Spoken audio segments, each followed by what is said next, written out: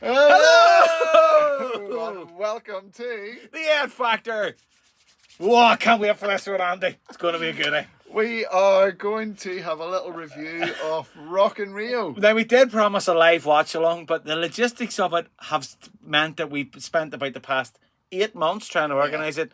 Too complicated. Yeah, and life got in the way of those sort of things. So we decided, like, we're sort of holding up production and getting things into. So the next episode, which you're going to watch after this one, was actually recorded months ago. 8 months before. So anyway, grand. So we probably look a lot better now. I can't remember. Or maybe we don't. Maybe I don't know. we don't. Who Right, knows? anyway. Who So knows? we're doing the almighty Rock in Rio. Rock in Rio. Rock in Rio 2 for Maiden. Yes, Maiden originally played on the Peace of Mind tour. I think it was the Peace of Mind tour. No. 85 for slavery. 85, so it would have been slavery. Yep. Is that right? Yep. With Queen? Queen with the night before? Yeah. Or after, or whatever. And Bruce cut himself. Yes, split with the his hair, camera, that's right. Oh, with the guitar. Revelations. Yeah. Yeah. Yeah. So it's quite Them old kind strap of buttons. iconic moment. Yeah. But this Rock in Rio is a Brave New World tour. Yep. We're up to obviously this point chronologically in our reviews of the All Maiden albums. All etc. things Maiden. Yep. And yeah, just to obviously it's a massive tour for Maiden. It's the resurgence. The resurgence. With Bruce yep. and H back Confirmation in the band. of how good they were re-releasing, sorry, not re-releasing, like, but confirmation of, we obviously had Ed Hunter before that, confirmation that they were back as a live force, everything was really powerful and great, fantastic triple guitar lineup. Then we had obviously the absolutely superb, almighty, 20 winning points, max point score in Brave New World from both of us. And then this is just the culmination, it's actually the last night of the tour. Yes. Yeah. Yes. So a bit of context about Rock in Rio. Quite a big deal. that's an understatement. Yeah, playing this. It's one of the biggest festivals in the world, and it's not something that's held annually. I didn't. I didn't know that. I didn't realize Okay. this. So Right. up to this point, this is only the third Rock in Rio event ever. So And Maiden have played it twice. So it was held in Headlined? 1985, 1991, and 2001. I was not aware of So it is subsequently, there's been a lot more, but it's not played annually. that. Okay, cool. So it adds to a bit of gravitas. And yeah. I'm not sure now, because I know it's expanded, that Rock in Rio is in Lisbon at times and stuff like that. So no, it's a Okay, bit different right. now, you know. So it's not a fast, Lisbon. you know. No. But only the third, if my Wikipedia research is correct, only the third event. So this is a big Massive. Big concert. Massive. Absolutely massive. And I suppose what we're doing here today, Andy, is we're looking at both, obviously, the live recording and the DVD Yep. as well. Yep. So You it's know. obviously released as a DVD and CD/album. Yep. Whatever you want to call So, it. kind of the first Maiden DVD I ever had, I think. First one released. As Before in, that, it would have been. it would have been Best of the VCR. Beast. So Mhm. yeah, it might have been actually. Yeah, it would have been. Yeah. Best of the Beast was a video, not a DVD. Yeah, that's mad, isn't Yeah. it? Now, So, this is kind of we are historians. yes. We are by trade. Mhm. Not really by trade, but you know, by education. But anyway, so this is this is a point in history. It's a very, very this is kind of the midpoint for Maiden in history to date. To date, Yeah. yes. And This who is their would have thought midpoint. that back then. Yeah, who would have thought that back then? Yeah, because this is we're going into track listing and all that there, but just the historical significance of this is very, very significant. Did I say the significance is significant? The significance is very significant. It's very important because I think that this is where perhaps things have been solidified, and then this is the bedrock on which we build and we go forward. It's massive. Yeah. It's the comeback tour. They're a live band. Yes, as you say, we've seen Ed Hunter. Yeah. But we've had a new album. It's a huge tour for them, and I think this is putting them up with the big hitters, and it's obvious. This was the first Maiden gig I ever seen as well. Not Rock in Rio, but this tour. So Yeah, we went to Metal 2000, Metal 2000. London. They billed it as in Earl's Court. The The Maiden played. Slayer and Entombed. Yeah, Yeah. yeah. Which to that point was Maiden's biggest single non-festival Was it? show in Right. the UK. Was it like 20,000? I don't even know. Don't even know anything. I think I'm pretty sure it was, and then subsequently Twickenham was, and Yeah. We then were there. We were there for that. and the London Stadium was then as Oh, I well. wasn't there for that one. I've been at all I had three. some holidays. But yeah, so we saw this show Yeah. live. I was lucky enough to get seen it twice actually. So I'm going to bring up a Pretty point. sneaky That's something I remember something about that, but we'll talk about that at Yep. the end. Yeah. But about 1.2 Anyway. million people Yep. attended Rock in Rio in 2001. So Yep. it was in 2001. Most of them were there to see Britney Spears. The headliners were yes, and Sting and REM and Guns N' Roses, NSYNC, Neil Young, and the Red Hot Chili Peppers. Yeah. Other notables, Notable. so not headliners, but other notables Yeah. are the fucking awful Oasis. The unbelievable saviors of guitar rock and Britain, Oasis. Yep. No. Yes. The Well, worst that's band another ever. podcast in itself. Papa Roach, Moby, Moby? Yeah. Everybody at that friggin' album. and Halford. Not the place where you get your car battery changed, but Robert. So He was supporting them in that gig. Mhm. He supported them. He also supported them. Can't remember now. I had it written. Guys, I lost my notes. I threw my notes out by accident about 5 minutes before we started this. So and it said Halford. Queen, and I didn't bother looking into it. Without it, that would have Paul been Rodgers? Queen with Paul I don't Rogers, think would it it? was then. I think it was slightly after that. So I don't know how it says Queen. I don't know if that's right. I Queen didn't. with Paul Rodgers was that in a sort of mid. I would not have thought mid it was later that than decade. that. So Yeah. I don't really know why that's there, if that's right or whatever. I don't know. I may have been on with the NSYNC. Anyway, on the DVD, Anywho, yeah, the Maiden arrived DVD. in a helicopter. Yeah, Which is the cool. place is filling up. It's absolutely massive. I love it's at America AOL, America Online, over the dome as you walk in. People running first to the barrier. Mhm. You see all that. The Brazilian fans obviously are mental.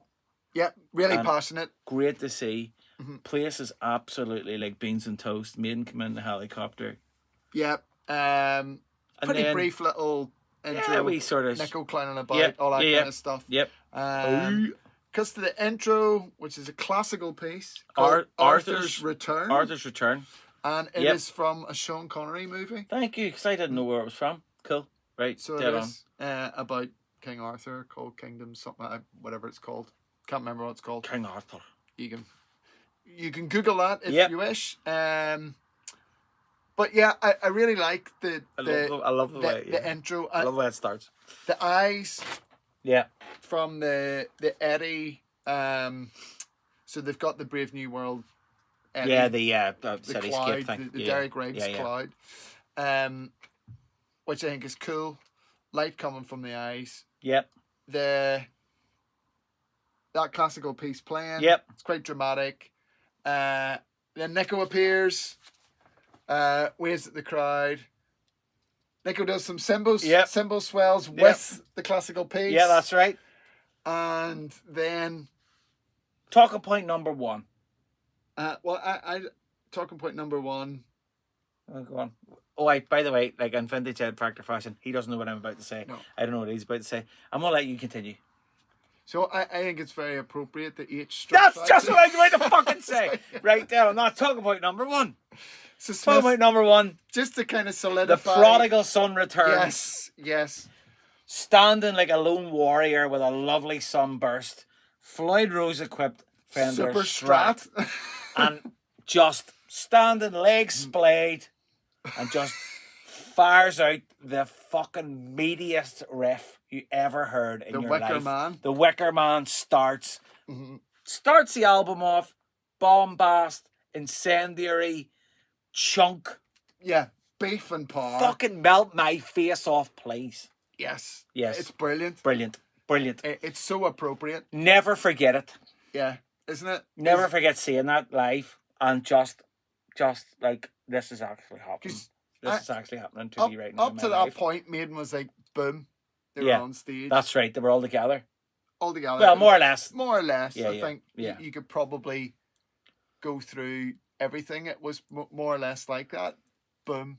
Yeah. Um, And the band just kick in, but it's beautiful that they love. I love that they give him his space. They give him this credit. and I think it's just It's a song. so special and, Yeah, and appropriate it is. that he It's comes beautiful. out and just. It's a magic way to start it. Yeah. It's the resurgence. It's a resurgence. We've talked about that at length. So many times. Copyright Tommy fans. But Um, it's like, it is a resurgence, and it's just, here we go. You're in for a show. Yeah. It doesn't really matter what happens after that particular bit. Well, tell you what happens after that particular bit. What? So, Bruce sounds phenomenal. Yep. But there is a star of the show, and it's Nico's right foot. Yeah, that's right. Nico's right foot is tremendous in this, Throughout? in this concert. Yeah. It sounds I'll tell you, awesome. there's an anecdote. There's something I never will forget as long as I live. What, Nico's right foot? Slayer stopped playing a Metal 2000, and we were standing. We'd get in. We were near the front. There was like a semicircle at the front. We were in. Was this Nico's snare drum during the No, sound his check? bass drum. Or his bass? His bass drum, and I think I soiled myself. He did, actually. I never felt anything like it in my life, because it went into my I probably talked about this. It was that long ago since Birmingham, but like just in my entire on an atomic level. Yes, you said. I was oh like, my "Fuck!" God. Is that what they're gonna sound Yeah, like? exactly. I was a bit worried. Drum? Is that I what they're thought I gonna might have sound needed like? a defib, but yeah, Nico is. This is He's on fire. for all that's happened, and for all that Maiden is now without Nico and all, and I still can't believe I'm saying that, but this is just. This album, this tour, is probably his finest hour. Did it give you a timely reminder of just what a phenomenal drummer Nico Yeah, was? it did. When I was watching it and listening to it, I was like, class. He's You just know what I mean? Like, Nico and his pump, yeah, unbeatable. completely just without peer. Driving the band without peer, Yeah. driving the band and pissing himself Laughing the whole way through. the whole time. Although, an interesting thing about this particular performance is a brilliant performance. Bruce in this as well, if you watch him, you know when Yoda in Attack of the Clones, Yoda starts fighting Count Dooku? That's what Bruce Dickinson's like. He's like this. He's like here. No, he's like he's here. Yoda. He's like flitting about. Every time you look at a cut in the video, he's just somewhere. He's somewhere else, and he's actually like in the top left-hand corner of the shot because the camera can't catch him because he's like a fucking flea. Knocking about, yeah, flying around. It's that, he comes at you with the knees up round his ears in the purple and black pants. Yes. Over the top of the monitors at the beginning, and you're like, whoa! Here we go. He is on fire. He was brilliant. It was brilliant. So powerful. Now, mhm. top interesting fact number one. Bruce, if you look very carefully in the video, destroys a piece of the stage during Wicker Man. Does he? Nico's overhead camera. You get one shot of Nico's overhead in the song, and when Bruce goes up onto the risers at the top, it must be in his road. Because you see him, he grabs it and pulls it down. Right, okay. So whoever designed that stage probably got an earful that night. But that's why we don't see any overheads of Nico round the kit. You see it at the beginning. Which is that's just a wee factoid about the gig. Didn't notice that now. So anyway, how are we going to do this? We've talked it for 13 minutes and we're on the first song. We're on the first song. So Nico's foot, especially the chorus. Yeah. The single Amazing. foot, it was brilliant. Smith's solo, tremendous. Wonderful. On this. Just. And the outro is a thing of glory. Yeah, it is. It So is. You're home and landed already, and you only played one song. It was It's already the big best open. gig you've ever been to in your life. Yeah, and those big open chords and the everyone going whoa whoa whoa. It's just And brilliant. whoever's playing the low register, whoever's doing that bit as well, I love that. I think it's Smith. Probably. Could be anybody else. I Bass, did strings. notice the mix on the DVD. So if you've got your headphones on, so Smiley, Yannick, Smith. like a sandwich. Yeah. It, 2 bits of Mighty White, bit of steak. pretty much. Mighty White's an old crap bread. Yeah. By the way. Yeah. It's Didn't know where that came from. very fitting. I think, and as if But we have an unhealthy relationship with Adrian Smith. I know, but we kind of want him to be the president of the world. world. Yeah, to be honest. Fishing would be made compulsory, and everybody would be playing Jacksons or Lados. Yes, I think on this, he's very much beefing things. Say on this, Yeah, I think in general, his role grew from this album aye, onwards, and I think also live.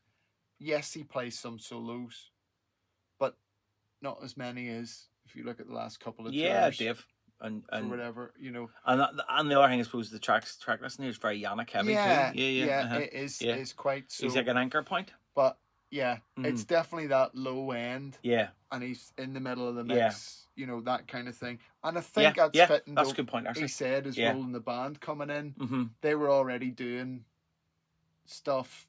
Yannick was playing some of his old parts and stuff, and he just keep it. I'll do something else. Yeah. So he fitted in with what was already going on. Okay. I think that kind of shines through the whole thing, actually. Yeah, it's cool. Next track's Ghost of the Navigator. Brilliant.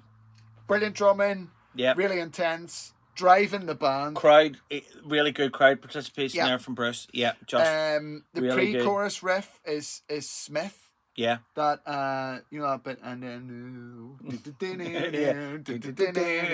and I knew. Yeah, that's Smith. The guitar melody that follows the vocal for the chorus, or that's Yannick. Yeah. So you notice all these things that it's hard to tell on the record. Yeah. Sometimes you Usually can't quite tell, good and at that, sometimes actually, you but can. It's a Yannick solo. Yeah. Pretty good solo, but the great bit is the best bit of this song is the fast bit. Yeah. The Nico cam. Yeah. He's off. Yeah. He's off to the. It's so obvious that they're loving it. Yeah, it's like, and they're obviously they're at the top of their game too. That's the thing, you know, they're absolutely flying. On top of the game. Flying. And already I noticed in this tune that Smith or Smiley and Yannick are down the front doing the like together type thing. But Smith, he's not having. He's too cool for school. He's too cool for school. He's saving that up for way near the end. Exactly. Anything more to say about that? Just that it's absolutely brilliant, great tune. I think we need to move on to the next one. Yeah. Rothschild.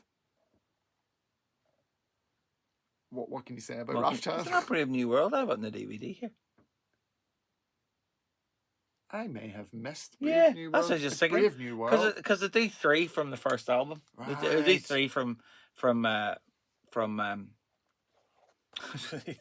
Metal 2000. That's that right. 3 from Brave New World. Brave New World. Yeah. So I've missed it. I watched this on a YouTube. Do you know why? That very good point, actually, because the YouTube feed, which is the best feed, for some copyright reasons, has taken that track out. Right.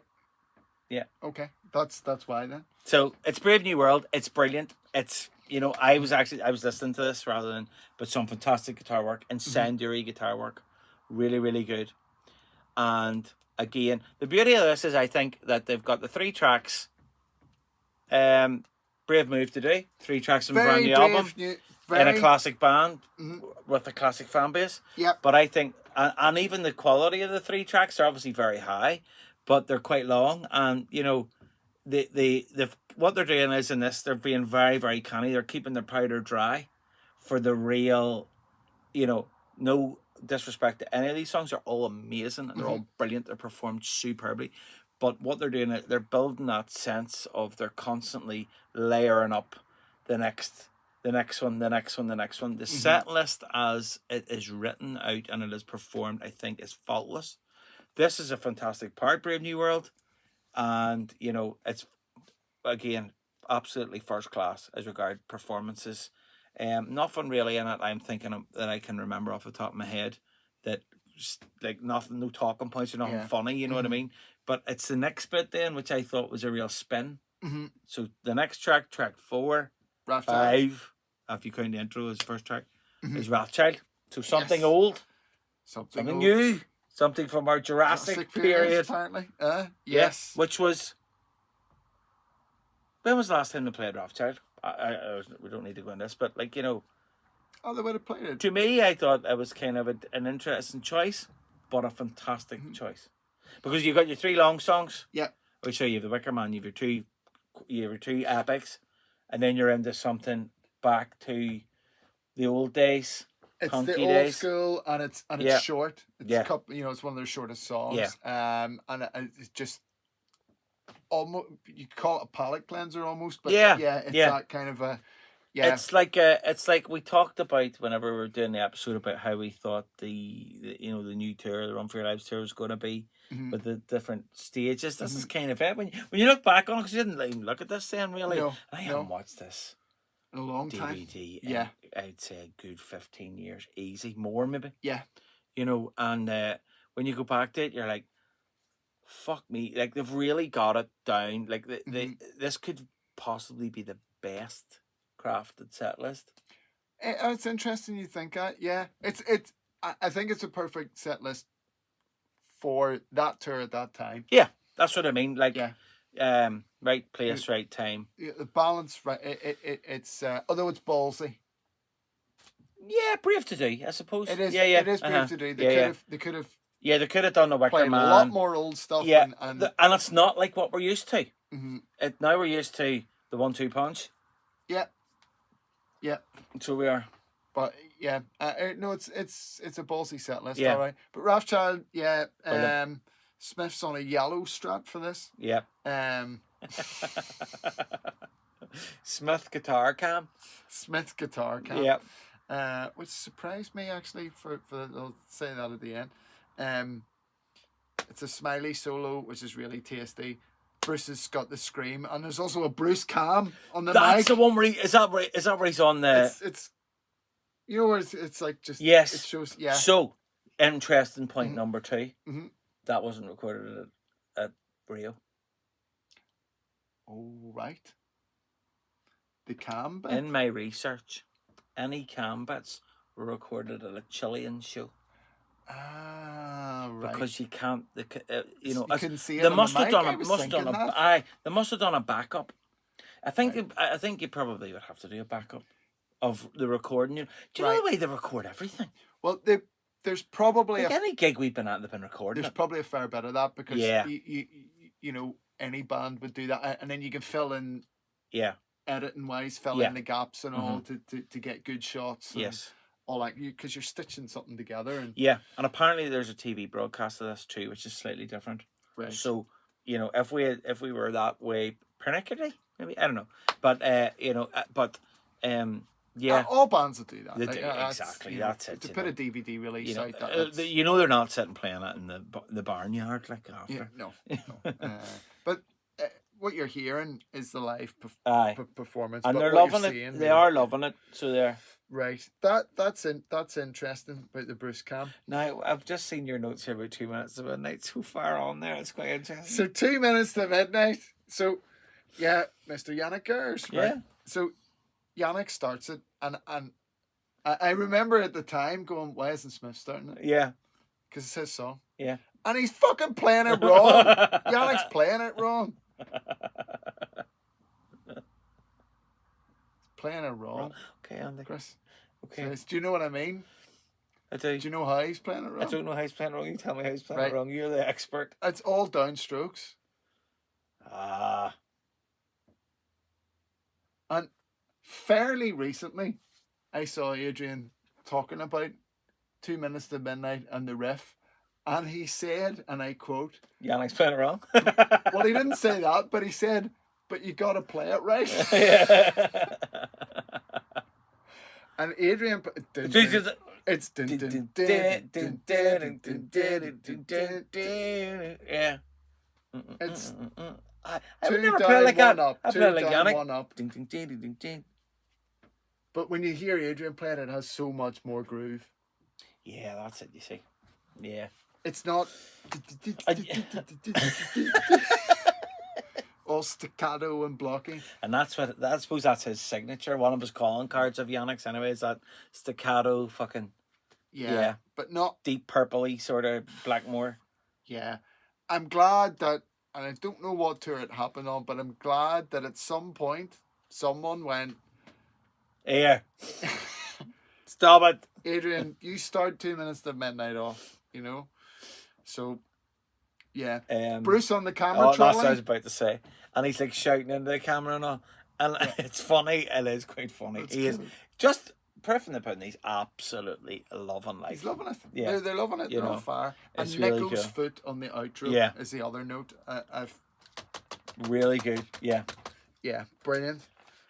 Nico's foot should have its own, like, I don't know, its own special Its own award. kingdom. The kingdom of Nico's foot.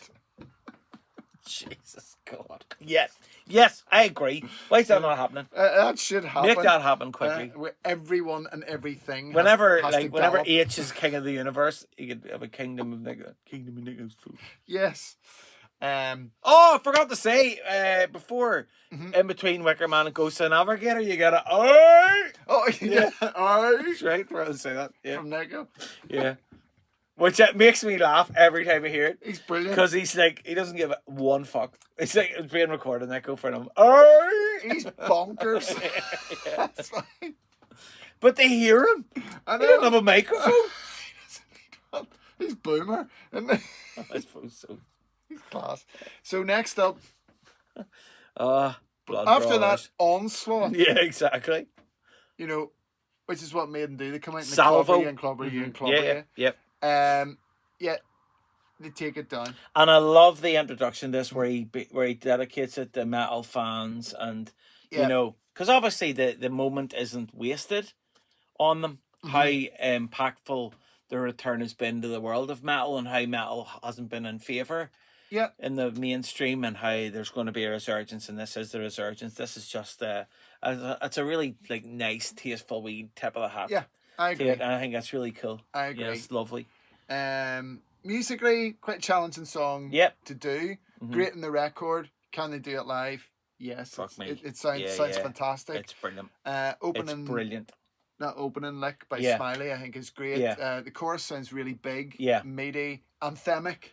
This is really anthemic. And this is where, and we haven't actually mentioned the crowd, but it's where the crowd really they go bananas for it. It really works. Yeah. Really translates live. Nico's foot, I've written here. Nico's foot is Bonham-esque in this song.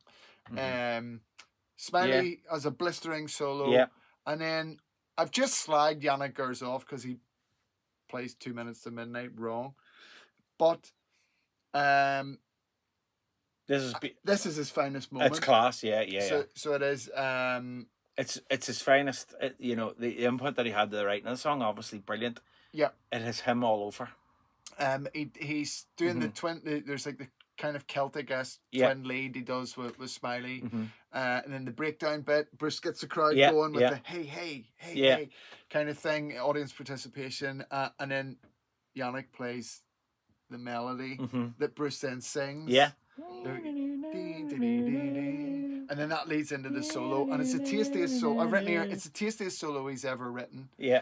And I know we said that you can check out our Brave New World album review, and we said something similar, but here in the live scenario, and he tends to stick to it rather than be random because he's a random guitar player. Yeah, he does. You're right. He is. He is very flick of the wrist. Very he plays off the cuff a lot. And there's a lot of things he doesn't play the same, and it's just at all. And you know, but this song is one that he's got a big solo in, and you know, if you went to see this in the next tour and they play it, he'll play that solo you know, the same way. All those hooks are in there. And that's I'm glad he does that, you know. It cements it as a live favourite. It cements it as but also it cements it in this as one of the best songs they've ever written. Yeah. And it's one of those it's leads a brilliant you song. just have to do that. Like, you know, I think Kirk Hammett plays a lot of things differently now. Yeah. But like Fade to Black is a solo he said, I know I can't mess with that. That's one I have to play the same. Yeah. You know, the opening of one and the solo in one, you kind of have to play parts of that the same. Yeah. people have paid their money. They want to hear those lead hooks. You can't, you know. But other ones, he'll just, you know, whittle over. He'll just do his thing. He'll improvise. I think it's the same with this. Yannick does a lot of improvising, but that solo he knows has to be the same. So that just brings us from there to track number 8. Well, I suppose 7 or whatever you want to call it. Yeah. The next one. The next one, Sign of the Cross. This song is terrific. So, obviously we love Blaze, love him, friend of the show. But yeah, you know, I just think to have this as part of the set list, to me, as a 20-year-old watching it, going fuck right back in the main and all, I found this quite a surprise. But now it makes so much sense to have this as part of the set. Yeah, it's the first real massively long song. You know, what's it got to 10 minutes in it? 9 something. Yeah. It's and it is just, it's a lovely doff of the cap of what has went before. Yep. Without it being, you know, and the word sits in the set as well. You know, after Blood Brothers, which is such an anthem, to play something else, which is such an anthem. Yep. Yeah. It just hits really well. Which cements my opinion that this is the perfect set list. Yeah, it's great. I was at the time. I think this is the perfect set list. Really, really, really pleased that they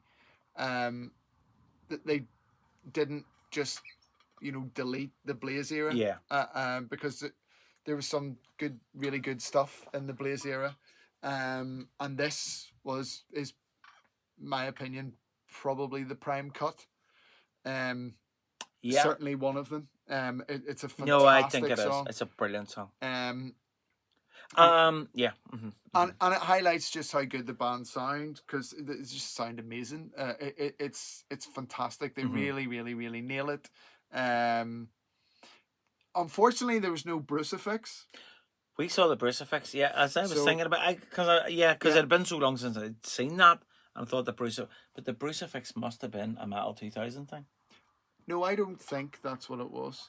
Okay. So I think what we're talking about is in Brave New World tour, and maybe some of you guys can help us out with this. We've only seen it the once.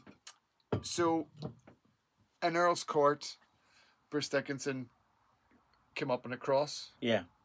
During a part of the. Things maybe a bit disrespectful. I think with Brazil being such a Christ the Redeemer and all Catholic country and all that there, I think that's fair enough. It probably was poo-pooed. Yeah. They were maybe told you can't really do that, guys. Yeah. I might be wrong about that. No, well, that's actually a very good point. But yeah, let us know if you saw them anywhere else in the world on that tour. Let us know. Did they have what we called the Brucifix? The Brucifix. Everywhere else apart from it was, and we said it as soon as he came up on it. Yeah, it's right, the Brucifix. It's because we're idiots. But it was cool. I thought it was really, really cool. Yeah. Touch, and it added to the drama of it. The thing about this as well is, to bring it back to the performance, the performance this is. Again, they're saying this is respectful to the Blaze era. Bruce is fucking brilliant at singing it. Oh, he's brilliant at singing it. Really good, and gives it a different dynamism. Yeah, dynamic. Yeah. It really does. And the power of the band. Oh God, yeah. You know, it is. And there's lots of bits in it. You know, it doesn't dip. You would think that extended intro. It doesn't dip the crowd. No. Could do. Potentially. But no. But, and those wee harmonics and all, and, during, just build the atmosphere, because the beauty of it is it's a relatively new track. They know what's coming. Yep. They know what's coming because they may have been fortunate enough to see it with Blaze, but they know what's coming with Bruce is going to be elevated with the vocal performance and the skipping about, and the fact that he hasn't stood still for more than 3 seconds. And the band just sounding so big. Yeah, I think there's benefits from that. It's the guitars sound so... Yeah. If you compare that to, the X Factor Yeah. tours or first. It's night. And day. They sound bigger. Yeah, The yeah. 3 guitars. The whole thing. It's It's the total package, isn't it? it's super. It's Lex Luger. Uh, It's really good. The midsection sounds really needy and sinister. Smiley does a topping solo in this as well, which isn't the same as the record, but he goes on daft. Yeah. Which is really, really cool. Nice to see. Yeah. Yeah. And, Real stretch, but great.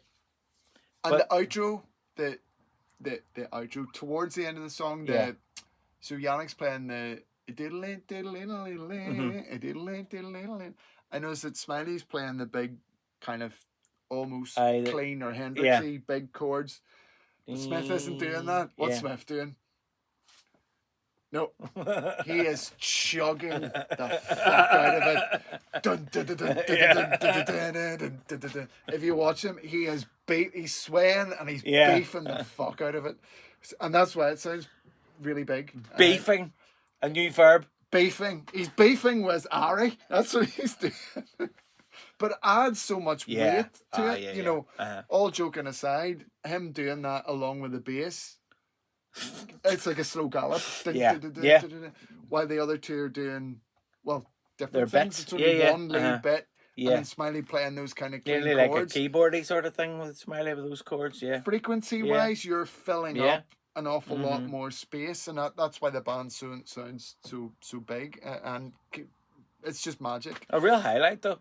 A real highlight. A highlight in a set list. Definitely. And a video and a recording full of highlights. Definitely. So, and the only thing is, I wish it did of the Brucifix just to document it. You know, that's the only thing. Yeah, we've just seen it with our own eyes. We had no camera. Absolutely top class performance. Absolutely. Next track, Mercenary. The Mercenary. Now, The Mercenary I think we maybe argued that it might have been a wee bit not that Brave New World had any fillers, but I have a funny theory about this particular track being on the set list. That's great. It's a straightforward banger. Yeah. And it's a good track. But I think we did probably feel, especially at this point, you know, X amount of years later, it probably is the least memorable track on the album. For us, I think we thought that. The only thing I've written is Smith's back on his Sunburst Strat, which has a Floyd Rose trim, which you mentioned earlier. That's the only thing that I've... right, yeah. That's right, you were coming back to it. I have a funny feeling. I don't know. It's a weird one. Why? Now, I have a vague memory of being in my house in Coleraine when I was a student, pissed as a fart. And you rang me from London. Yes. And you didn't speak. Yes. But what I heard was Out of the Silent Planet being played. Yes, that's correct. By Iron Maiden. Yes, that's correct. And I was like this. Where is he? What? Yes. Right. So, that excuses in that wee story. Yes. I don't know why you want to tell it now or later. So it was, or at all. So I saw them play a guy in... It was just before this. It was before this. It was a you were in Waltham still? Was that time? I was at art. Yeah, because I was in the second year unit. Yeah, it was at art college. Yeah, that was it in London. And a German guy called Christian was a Maiden fan and was on my course, and he had a copy of Kerrang or Metal Hammer or something like that. And remember they used to have like the wee ads about gigs and all in the back. Well, he went here. I think Iron Maiden are playing at the, it was the London Astoria, the Go In Club. Yeah. It's Charlotte's Harlots or something. It was something like that there, you know. And it has to be them. They're playing Rock and Rio. I think it's a warm-up gig. I think the magazine was out that day and he bought it. I remember us playing pool and having a pint and with Hugh and that, him coming over to me in the magazine going, because we had talked about Maiden before. And said, all right, well, we'll meet you tomorrow morning and we'll go. So we went to the thing, got tickets, and yes, Iron Maiden were playing, and it was a small place, and you were able to sit and have a beer whilst Maiden played in this, essentially a club, as a warm-up gig, and they pretty much did this. Yeah. but they obviously without all the frills. But they played the Fallen Angel and Out of the Yes. Silent Planet. Yes. See, this is it. As a test bed. As a tester. Yeah. Yeah. So why did they play that? I have an idea why they played that Why did they play the Mercenary? over the other two. I'm guessing that they think it works better I think maybe Bruce struggled a wee bit with it. with the other ones. Mm-hmm. Possibly. Yeah. Possibly they just didn't work, or This is a complete side Don't know. avenue of this. But I think I would have been happier with Out of the Silent Planet on it, because Out of the Silent Planet is a real Magic. favourite of mine. Yeah. It's a beautiful song. It's fucking mental. It would have been... Oh, I'm just looking at the set list. I don't think Nico's foot would have recovered in time for Dream of Mars. But yeah, it's just an interesting point to bring up the fact that fucker was at that gig. But at least he did ring me. I think it was a Sunday night, actually. I can't remember. It was a weekend, because I was sitting going... Can't remember what night The bar, and I was like going, it was a very... boy, our mate's on the phone. And I'm like, I was 2001, so it was like, yeah, so. And it's not like there was no cameras and phones. No. It's not like I could. No. It was kind of old. I had an Alcatel. I think I had a phone. Philips. Yeah. I remember clearly the phone. A real that I brick. had But anyway. well. But anyway, there's a little. There you go. A wee aside. Very good. Mercenary, cool. And then next track after that. The Trooper. It has to be done, doesn't it? Well, not only does it have to be done, all four guitarists. Well, you know what I mean. Axe Attack are all. Yeah. It's the attack one at the front. One iconic scenes of the DVD. Yes. The M4 and Bruce at the back with the flag. Bruce with the flag. Yeah. Mm-hmm. And I think that iconic. This is the version of the Trooper. The quintessential version of the Trooper. Okay. I don't think if you look anywhere online or on any, maybe older fans will say Life After Death. Yeah. But I don't think there's a better version of the Trooper. Full stop. Yeah, I agree. This is it. It is fire. It's fire. Just swashbuckling. Unreal. Unreal. It's just, yeah. Can't say anything else about it. Just beautiful. Just watch. Just go and watch it. Stop now and go watch it. Think about I can say something else about it. Smith and Yannick's harmonized solo. Oh, the solo! I forgot about that. Yeah, it's not nuts. say anything? Oh my god. It's brilliant. It's brilliant. It's like, what? Yeah, it's brilliant. Yeah. God, I can't believe I'd have been raging if you hadn't said that. Uh-huh. Yeah. Oh, that. Yeah. Speed, precision, and just the way it just sits in, and you can hear both of them. And you hear both of them. Yeah. It just adds something. As if it wasn't brilliant enough, it adds another something I'm sorry really for being special. a bit more excited about that than I should have been, but that was really class. It's brilliant. Yeah, it's brilliant. Like, it's good. And it's something that they should do it more often, but they don't. They've only kind of done it for that. Maybe something else, but I think maybe just that. They actually need a breather after it. I don't blame them. I think the audience needed a breather, and Maiden themselves needed a breather. So we've There's got a little break. The beautiful Dream of Mars. The Dream of Mars. Now, the dream is true. The dream is true. Now, this is a risky tune to do live. Yeah, I think. it is. Now, they pull it off. For Nico McBrain's foot alone. But, well, it has its own kingdom. And remember? Bruce's vocals, it takes a lot out of you. Yeah, I think just overall as well, when you listen to it on the record, there's a lot of dynamics and there's a lot of push and pull in that song, and it sounds big, and you've got a double tracked vocal, which is so essential, a massive snare drum, etc., and yet they do it. They fucking nail it.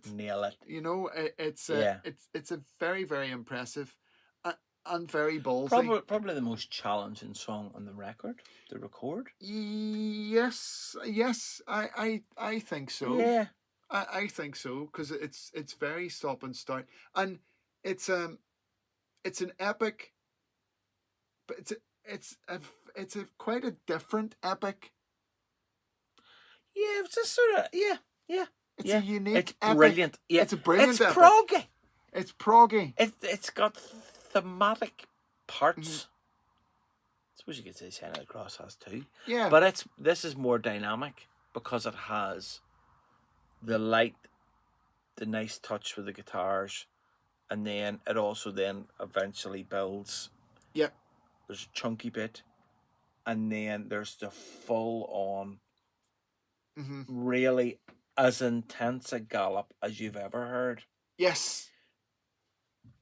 For a prolonged period. It's a long gallop. Nico's foot is on fire. It really is. It really is. Yeah, because you're galloping traditionally shorter. Yes. Yeah. This is a long These gallop. guys aren't like 25 either. No. They're in their 40s. Like, they're our age. Yeah. Oh, God. I don't think you could ever do that. They are our age. But that's what they are. That's when they're doing this. Yeah, you know? yeah. Brilliant. And yet they're in their pomp. Absolutely. So it's brilliant. Oh, and Yannick, an acoustic comes out for him to do the acoustic parts. So really good. It's very impressive. Lost in the paradox.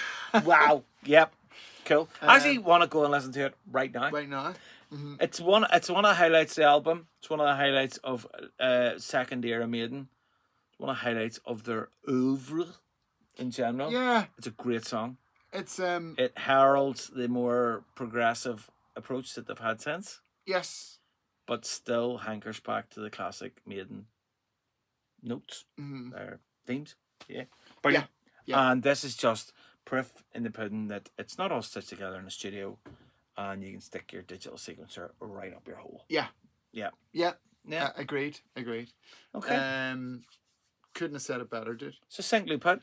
And then we're on to the next. The Clansman. No, the old Blazer. A nod to the Blaze era again. Great.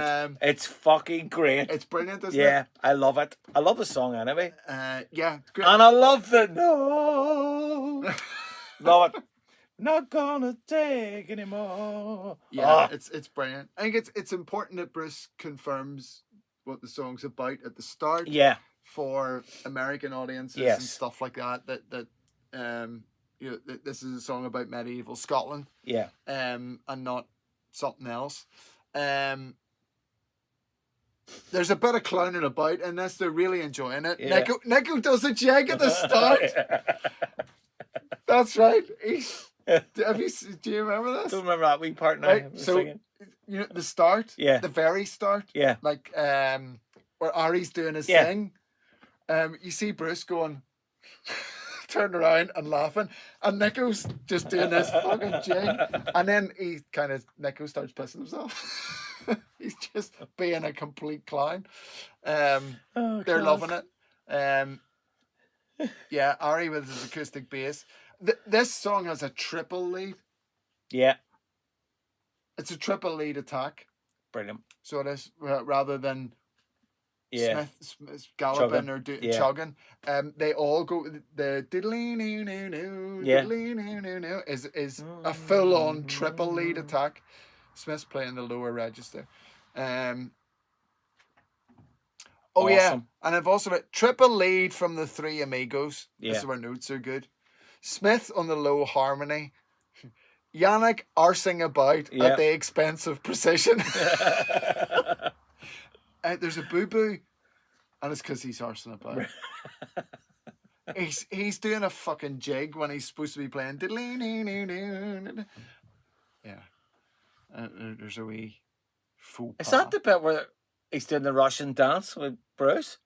Bruce does a dance of the stars. Cossack dance. Yes, that's right. dance. I remember that now. And he's like, I'm like going, well, number one, you're halfway through a massive gig. How the fuck? What energy? Do that? Yeah. But there's a real sense of fun. Yeah. In the track and Brilliant. all that. Absolutely they're obviously brilliant. really enjoying and themselves. again, a crowd. Again, we don't mention them. We're not mentioning them enough. They were the crowd amazing. are loving it. Amazing. So they were.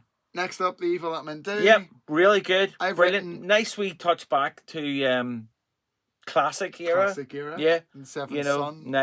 Great song. Very well. Again, just they did it with Blaze, didn't they? Yes. Yeah, and he couldn't really sing it. So, Yes. again, that's probably why they've kept it in. It's probably a very popular song, a staple at this time. So, yeah, brilliantly done. Yep, I've written Maiden being Maiden, really. Yeah. Eddie comes out and it's the Ed Hunter. Shit Ed Hunter one.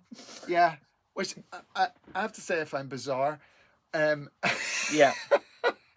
And yeah, Maybe it was knocking. Maybe they left it lying and like. Maybe they left it lying somewhere. From the previous tour or something like that. Threw it down on a lorry down there. Don't know. I can't remember at Metal 2000. Did that come out? No, I don't maybe, think so. Maybe it did.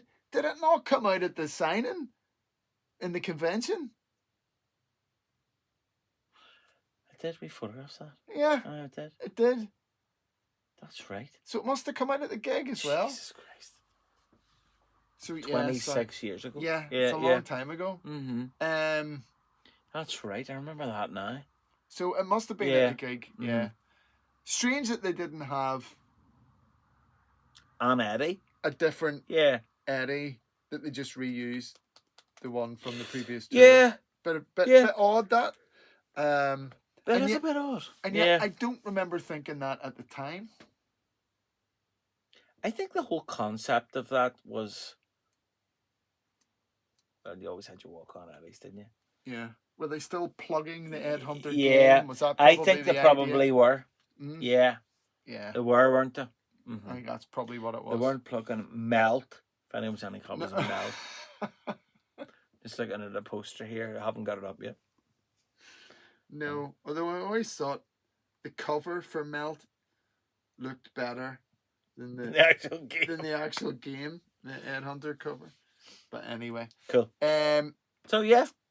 Good tune. So, good tune. Fear of the Dark up next, which is just epic. Brilliant. Unreal. Class. Flawless. Yeah. Just flawless. Flawless Maiden. Yeah. Just listen to the crowd. Interesting point. Mm-hmm. There may have been a bit of jiggery pokery in the studio. Oh, with the singing? With the Fear of the Darks. Okay. Because Bruce let the crowd do an awful lot more singing. Okay. So that's just one wee point to make. Yeah, there might be something in that. I think, now you mentioned that, there might be a little bit in that in the Klansman as well. I think it's hard to see with the cuts of it. You see, when I watched it and I give it a wee look, and I thought the way that it's cut, it's very jumpy and very, there's an awful lot of cuts, constantly cutting, and I think you don't really get to see that part. I think that's probably why. I think Steve Harris has spoke about this. Yes, I think that's where I've got that information from. And that they made a call to replicate some of the vocal and drop it in because the size of the crowd. And you get that sort of that echo effect. It was out of time, so the crowd singing or whatever wasn't. Oh, that's in something else too. Actually, there was something. There was a reason. There was a clap or something. Yeah, you can see that. At the start of Sign of the Cross, you get that where the claps on because it's such a big crowd. It's 250,000 people. Quarter mil, like So there was something. Yeah, so that's why they kind of did that. But good call, man. Iron Maiden. So, I think this may be one of the most pumped versions I've ever heard of this. Nico does a triplet on the snare. Like, yeah. He doesn't usually do that. No. Does he? So he's just someone's put something in his blew up in his Pepsi Cola. In his somebody say Pepsi. And we have the Wicker Man Eddie. Yep. And H is on a black Les Paul. Standard. I'm on my H guitar watch. Yeah. What do you think of the big Wicker Eddie? Yeah, it's okay. It's okay. I think they're like we talked about the album cover in the episode. Yeah. It's if it's the only thing that's weak. It's not the strongest. It's not the strongest. Is it? It's not the strongest. It's okay. I think the concept was better than the execution. Okay. That's a brilliant way to put it. Watching it, it's devoid of an Eddie, but do we really give a shit? Not really. Yeah, and it does have an Eddie face. Yeah, but I mean this era, Yeah, it's devoid of a distinctive Eddie. distinctive Eddie. Yeah, it does. Even Dance to Death. I'll talk about that. 8 Um, months ago in the next episode. Yeah, But yeah. I agree with. I agree. the power of the tunes, the quality of the output, the fantastic live performances doesn't even really make you think about it. No, not really. I was watching it though, the Eddie, and I thought I like the Wicker. I like the idea. Yeah. Bruce is in it, and the girls are all in the gowns and all that. I think that's cool. It harks Yeah. back to the film, The Wicker Yeah. Man, and I think they got that bit right. But where it Doesn't move. Where's the fire? Yeah, doesn't move. It's supposed to go on fire, and it's basically 2 bits of tissue paper up each side, which have a fan in them and some lights. Fire eggs. Mm. That is. It went on fire in Metal 2000. Did it? Yeah, I'm pretty sure. Because I thought he was dead. On the DVD, it's crap. The fire is Lack of pyro. There's a real lack of yeah, and I wonder, is it maybe because of Probably. so it didn't quite do that justice, I think. But anyway, What's next? Beast. Number of the Beast. Boost. It's a fiery performance. It's just class. it's Number of the Beast, isn't it? It's just, what can you say? Yeah. It's just unreal. Yeah. No let up in the crowd, no let up in the band, just completely and utterly Yep. knocked it. And all you right need out is of that there. album cover in the background. Yep, that's you it. know. Yep, it's all good. That's it. It's like peas and carrots. And All then good. next, Hallowed. I've written well, Majesty. Yes, Majestic, I was going to say. Majestic. Yeah. Bruce's epic vocals, and my favorite bit of this. Well, for a long time, and back then especially, the fast bit of Yes. Halloween Yeah. was always the bit where I just went, Whoa. "Oh my God, look at it! Yeah. Look at them!"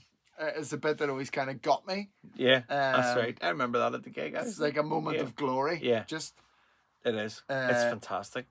and in that bit and this, they've got a different camera of Ari with a foot up on Nico's drum riser, Yeah, and Nico's just fucking going for it, yeah. and Ari's going for it, and it's brilliant. Beautiful, I could watch beautiful. it all day. So good. It's just brings a smile to my face. Yeah, it is fucking awesome. It's, So it is. It's awesome. Literally, and we're nearly home, guys. You know what I mean? Like, that's Yeah. the thing about it. You're like, Well, Bruce does a big note at the end, yeah. and Nico goes, "Fucking right." I like that touch. And we're nearly home. We're Yes. nearly home. Sanctuary. Sanctuary, back to the beginning. Mm. A nice H solo. Yeah, it's I've, cool. I've written. Yeah. Yeah. Good old tune. And it's Sanctuary. cool. The way they sort of work it with the crowd too. You know what I mean? Aye, Yeah. a wee bit of stop-start Yeah, and stuff like that. Good solo from Smith, and I've written Yannick feedback whammy wank. Class. He does. That's He what we're all looking does for quite now. a bit of like in one of the stops. Trying to destroy his guitar. Yeah, Yeah, pretty but much. it sounds quite cool. Yeah. And then Ross Halfon pops out, doesn't he, for the iconic photo? Yeah. This. This Yes, from the DVD. that photo. Look at that crowd. That's insane, isn't it? Isn't it? Yeah. Mad. Do you not think Ross Halfon looks a wee bit like Lars Ulrich's long lost brother? Doesn't he? I always thought that. Except he's way more. He's That's the noise he makes. I don't really know what he's saying. Yeah, well, yeah. Well, Lars is a good mate of mine. Yeah. He's actually one of the most mediocre drummers I've ever met. Fuck. Something like that. And then he would, then before sliding into an anecdote. Yeah. And then Run to the Else? Hills. Huh? Did you say ills? Ills. As Ills. if you hadn't had enough. Will we play ills? Is that, that's what they're talking. Stick ills on. Yep. Just Run to the Hills. run the hills. You know? Just, Great way to finish the show. Run to the hills. just, I always think. yeah, it is. You know, Is it the perfect set closer? Yes, it is, Andy. Because you've Yeah. got that massive scream at the end. Yeah. I think it's the perfect set closer. It's definitely up there. I mean, Mm-hmm. they favoured Wasted Years quite a bit. In No, recent that's a terms, better haven't set they? closer. But They have. I, That's a better set closer. I, Oh, Christ, man. I think it is a better set closer. Run to the hills. The Isn't most, probably the song everybody knows, even if you're not a Maiden fan. A lot of people know it. It's more up tempo. Yeah. Isn't it? Yeah. As great as Wasted Years is. Yeah, Wasted Years is I absolutely You adore love it as well, you know. know. But and it's a good closer. Don't Yeah. get me wrong. It's a good closer. But that's better. But I'd rather have that. yeah. Yeah. I think I'd rather have so that. too. And, you know, and that's us. That's it. That's It's us. over. That's us. That is it over. It's an hour. We've done it in an hour. And an hour. There you go. But we're not finished yet because we need to talk about it. We need to talk a wee bit more about Reflect. it. We need to reflect on it. We need to reflect on, Andy, that my opinion that this is the perfect Maiden set list. So it's perfect Maiden set list. What I would say is out of right. Let's I need to see it a bit yeah. better, Let's better never later. mind about the intro. Yeah. Because that doesn't count. Okay, so we've 18 But songs. we've 18 songs, and out of those 18 songs, how many are from the 80s? No, right. Quite interesting. I think we have 8 from the new album. Right. 8 from the new album. Near enough. Wicker Man, Sorry, maybe 7. 7, is it? Ghost and Don't play- Navigator, Brave New They World, don't play Out of Silent Planet. Blood They don't play Brothers. Fallen Angel, and they don't play. Mercenary, Dream of Mars. They don't play the last tune. So and 9. they play 6. No, 7. 1, 2, 3, 4, 5, 6. Play 6. They play 6, don't they? Yeah. It's out of 10 songs of the new album. It's a lot of music, and some of them are long songs. Like Ghost and Navigator's pretty long. Yeah. Brave New World's Yeah. pretty long. Yeah. Uh-huh. Blood Brothers pretty long. You're getting good Dream of value Mars for your is money long. out of Yeah. this gig. Yeah. Mm-hmm. You know, so that's a lot of new stuff, and if you throw in, then you've got The 2 Blaze era. 2 Blaze. Yeah. There's no more 90s. Fear the Dark's 90s. Yeah. There's no more 90s. That'll No, be there's it, not. wouldn't it? So So what have you got? You got a sprinkling from first couple albums. We've got Rothschild. We've got Sanctuary. you've got 9 from the 90s. Yep. Or 90s onwards. Yeah. Okay. And we've got 18 tracks. Yeah. So Half and half. half and half. You know. Yeah, I never really thought about it like that. So there. Which makes it even, in my opinion, it is a perfect set list. Yeah. It's There's no fat on it. it's well balanced, isn't it? Yeah, there's no fat on it you know, either. Yeah. When you look at it. Like we've seen them do the new album. We've seen them do the album in its entirety. Mm-hmm. Since then, we've seen like the Days of Future Past tour. You know, a smattering of the Senjutsu album. You know, but yeah, I think this is Mm-hmm. it's a brilliant call. really good balance at the Yeah, time. a brilliant call. Yeah, and as a point in time, it is perfect. Now, what only other way to do that would be the length of the songs. I don't know if there's more weight on the newer stuff than There probably is when you That- have the 2 Blaze era tracks in it. you know, because yeah. again they're long. Yeah. You know, and whether Yeah. Rothschild's short, the 2 Trooper's minutes, fairly 2 short. minutes of Midnight's 2 relatively minutes short. relatively short. Iron Yeah. Maiden is short. Beast is short. Yeah. Run of the Hills is short. So their 80s cuts are probably Yeah, shorter songs. yeah. Is that They are. fair? Yeah, I would Mostly? say percentage wise, obviously your 9 from past 1990 are going to be Mhm. a good 60% probably. Yeah, 65. I'd say that's But that being said, like it's just numbers. Like as an experience, I think it's really, really it's very hard to top, and as much as that.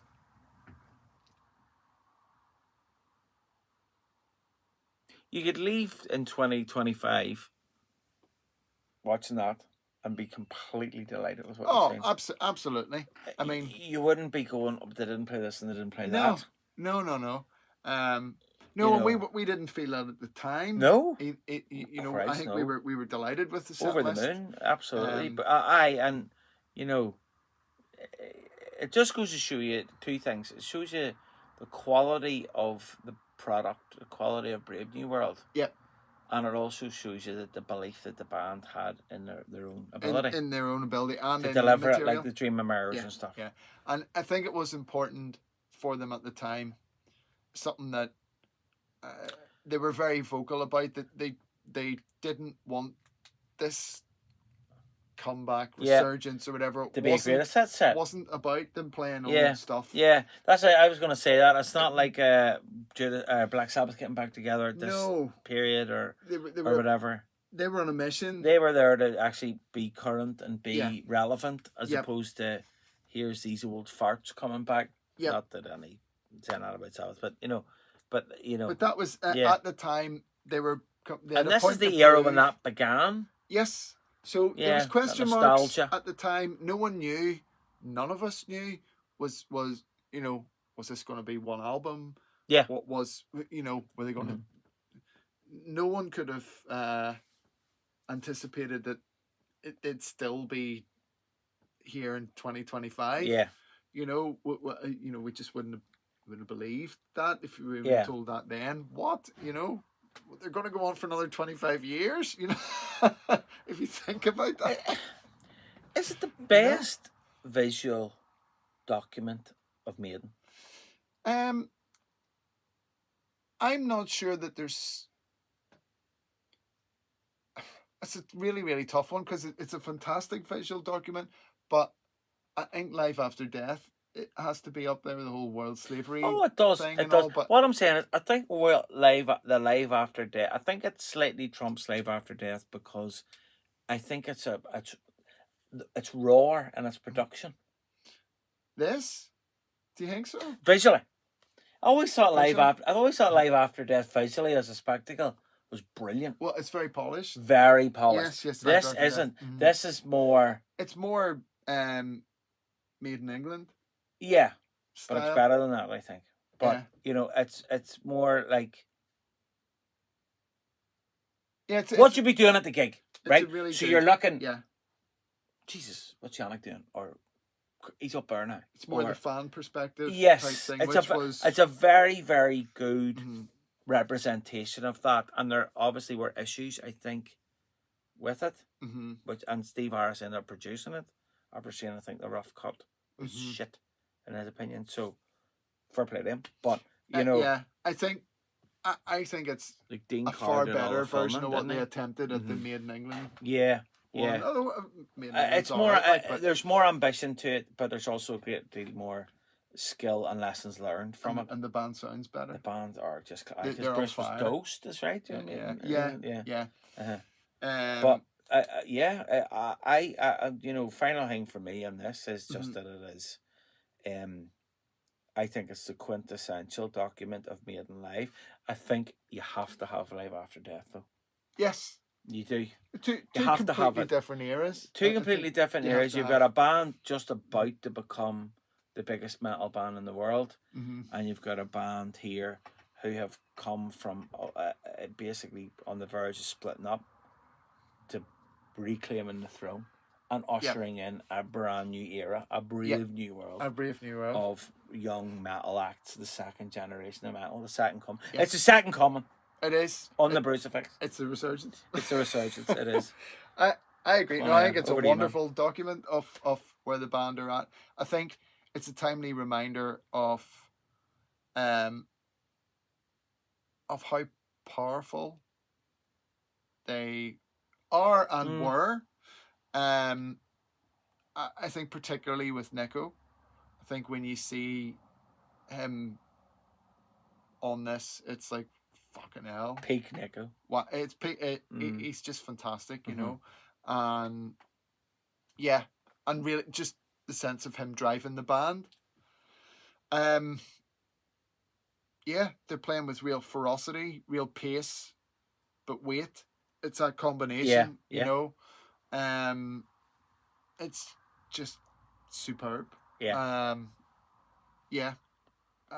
I don't really think I have much more to say. I'd give it a. I don't know how do you score that? How do you score this? As Yeah. a live album / document, I'd probably go 9 out of 10. I think Yeah, it's kind I go because I think it's nearly perfect 9.5. But yeah. yeah. Yeah. You know, why am I not giving it 10? Probably because of mercenaries on it. If you swap the mercenary out for something else, I would go. But I still think it's perfect. Yeah, I tell you why I wouldn't give it a 10, and it's what we touched upon. It's nothing musical at all. It's the show side of it. Yeah. The eddies, and I don't know whether it's because they're playing at a festival, but it doesn't have, if you look at Live After Death or Made in England, Yeah. the eddies are spectacular. Yeah. You know, and that is a quintessential part of an Iron Maiden show. Yeah. And the eddies don't quite deliver as much as other eddies on other tours. That would be the only thing. Yeah. That I think, and I do think that on subsequent tours, they learned. I think having this allows a band to watch back, and I have no doubt that they watch back. Yeah. What can we improve on? Yeah. You have to. They're professionals, you know. Mm-hmm. And I think the show side of it, certainly professional. You know, they nailed the music, the performance. That's all taken care of it. I think when you go on for next new album tour. Yeah. Remember they're doing history tours and all that. Yeah. But next new album tour, there's more attention paid to the show on That's the Dance the way of it Death goes tour, now, doesn't it? Yeah, that's right. Because Dance of Death after, and then you've got the early days. Yeah, and Dance of Death is a real show. Mm-hmm. Yeah, it is.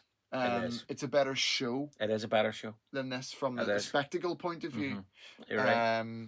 You're right. You're right. You know, this is about them kicking fucking arse live.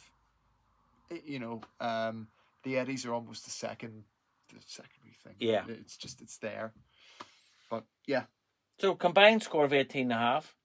That's pretty. It's good, solid, rocking, isn't it? Yeah, it is. It's great. It's great. It's, you know, just go and watch it. So go watch it, enjoy, and be careful of the YouTube version. Buy the DVD if you can. Yes, I have to say I do have the DVD, but hooking up the PlayStation, it hasn't been switched on in such a long time. You know, has it ever been played? I don't even know. Brad has, but like, there's fingerprints on. Yeah, so you know what I mean. Yours is different. Is it? Mine. Yeah, you have a better version. Woo! Forgot about that too. I actually always wanted that in a t-shirt. I think mine's more in a box, a traditional slipcase. All right. Well, I like that, the pop up of cool. of the stage. Yeah. Yeah, and the eddies are cool. That is cool. Sorry, aye, that's cool. Yeah, and that's cool. That is really cool. Yeah. Yep. But none of that. Cool. Yeah. But a majestic show. Rock in Rio. Yes. Now we have to go. But thanks if you have stuck around to this. It's only an hour and 13 minutes. It's class. It's nothing. Go and get it on. You could listen to us, put that on, and you'd still have changed out of, well, you know, if you start at 9 o'clock, you'd still be in bed for midnight. 2 minutes to midnight. 2 minutes to midnight. But yeah, enjoy. Check out our Brave New World review. All the other stuff.